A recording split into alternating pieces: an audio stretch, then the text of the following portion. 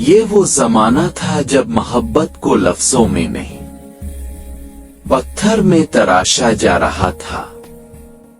آگرہ کی دھوپ میں ماہر سنگ تراش اپنے ہاتھوں سے تاریخ رقم کر رہے تھے۔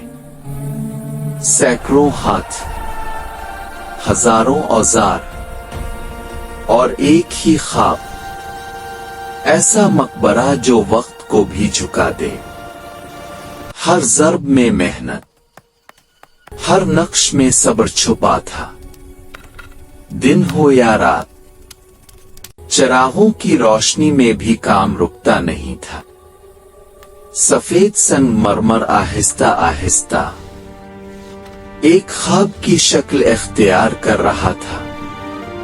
آیات کو دیواروں پر بٹھایا گیا، پتھروں کو چمکایا گیا اور ہر سطح کو کمال تک پہنچایا گیا۔ یہ صرف عمارت نہیں تھی، یہ عبادت تھی۔ جب آخرکار سہارے ہٹا دیے گئے تو مزدور خاموش کھڑے تھے۔ ان کے چہروں پر تھکن تھی مگر آنکھوں میں فخر۔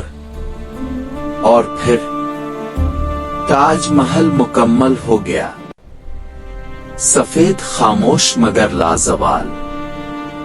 محبت کی ایسی تصویر جو صدیوں بعد بھی بولتی ہے۔